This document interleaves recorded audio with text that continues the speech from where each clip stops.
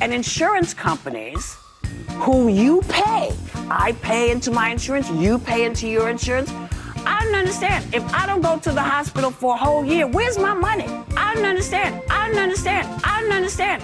Welcome to this week's Wacky Moments of Leftist Extremism. Now, this week kicked off with NBC's Kristen Welker's sit-down with President-elect Trump, where she quickly felt the need to correct him. And the Venezuelan gangs are the worst in the world. They're vicious, violent people. And you see what they've done in Colorado and other places. They're taking over, literally taking over apartment complexes and doing it with impunity. They don't care. They couldn't. They just are. They're in the real estate business. You know, the local police say that is not the case in Colorado. Oh, it's totally the case. I mean, you don't believe the local police. No, Welker, we just don't believe you because you're too ignorant to keep up to date with the story. But don't expect the leftist media to be reasonable. I mean, they really had some warped takes this week on the murder of United Healthcare CEO Brian Thompson. I mean, this is beyond dark and loony. MSNBC's Joy Reid gleefully noted that leftists on the internet are not angry at the murder. Because something a bit unexpected has happened following the murder. A reaction not of universal horror, that a 50-year-old father of two and husband was shot dead in public, but rather of, and I don't want to call it glee, but let's just say not unhappiness. Of course, it wouldn't be MSNBC unless they blamed racism and preached on how socialism could correct insurance issues.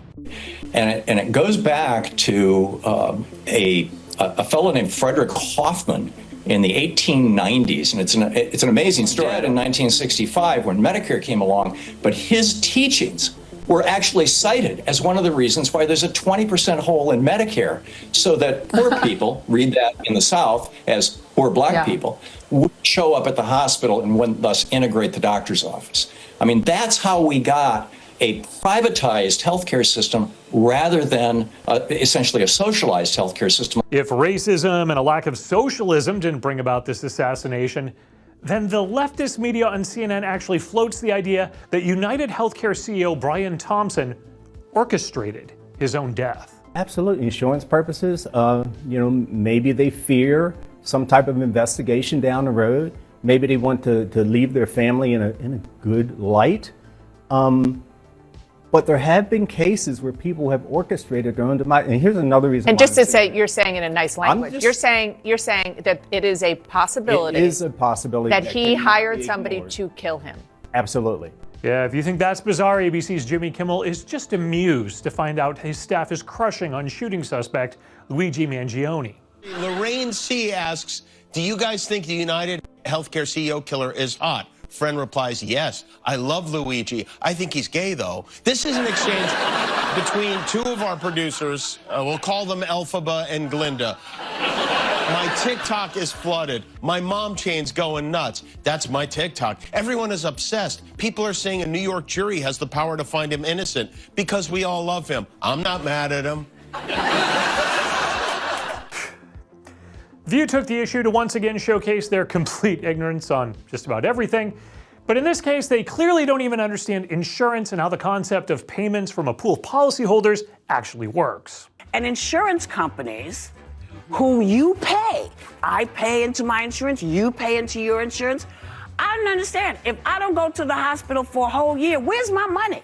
Why don't you give me the money back? Then you don't have to worry about it. Well, it does get the impression that there's a lot of things that Whoopi... I don't understand. Whoopi's not alone. She's among many ignorant people on The View, among them Anna Navarro, who argued with Whoopi about whether people should even enjoy Christmas. I mean, you just can't because Trump is about to be president again. You tell people to stay fraught and like this. I'm telling people to prepare, Whoopi. I'm telling people to prepare. They're not prepared? They are prepared. So that means I'm saying that to means people, that they can't be relaxing and enjoying no, Christmas. it doesn't mean that. When winter is coming. No, it does. You know what? I'm sorry. I mean, I disagree. Winter is here. Right. Winter's been with us, and my point is we can lay down and do nothing for the next 15 days and then be freaking out for the next 4 or 2 years. Freak out now and ruin the holidays, or freak out for the next 4 years. Either way, their viewers are given no choice except to freak out. The U.S. But we my are point, in a privileged position that a lot of I have people who are going to be under his attack who are is not. going through the same thing. I want his Anna, enemies calm listening. down. I'm not panicking. Yeah. Like, we just have to We live. gotta, we have to live. figure out This is what the we're United panicking States of America. for. We don't know what we're panicking for. Oh, they will just panic needlessly, especially if you believe the insane leftist media hype that's out there. As Donald Trump is set to return to power, some Americans worried about the impact of his policies on their lives and the lives of those they love are taking extraordinary steps. Among them, my next guests who have been happily planning a wedding for next year, but in the November issue of Vogue, Shelby Wax writes about waking up on the Wednesday after Election Day and wondering if that wedding will still be possible. CNN spends lots of time discussing the issue with their group of hyperventilating lesbians, but after that, they actually bring in a gay rights legal expert. Obergefell remains the law of the land. The elections did not change that. And I'm not even clear that the executive branch would want to undo marriage equality without discrimination based on the sex of the couple, the race of the couple, national origin, ethnicity. That's really important protection. And it really says to me that the country has moved on. Maybe they should have interviewed her first instead of hosting a long, phony fear-mongering segment. I mean, just a thought. The country has moved on. And speaking of thoughts, MSNBC doesn't seem to think the not guilty verdict for Daniel Penny in the New York subway subduement case brought about justice. The law is rife with examples of people who are acquitted in criminal cases and yet find justice with respect to civil accountability. Yes, that's how justice will be found. A very interesting interpretation. The left is full of these unique views on things. I mean, imagine a health advisor that suggested diet and exercise. Well, that is not an acceptable interpretation. There could be a White House drug war brewing over anti-obesity meds like Ozempic. Health Secretary nominee RFK Jr. has railed against them, claiming America's addicted to drugs and weight loss should come from diet and exercise.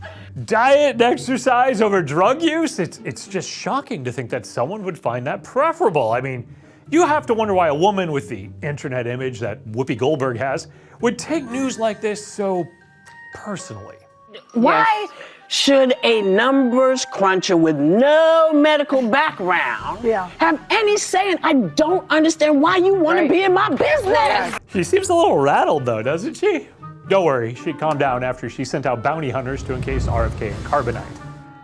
I'm Eric Shiner, asking you to visit the MRC homepage. Click on the donate button to help keep videos like this one coming. Visit MRCTV.org for the latest in information, entertainment, and videos. And be sure to like, share, and subscribe to these videos in the places that let you see us.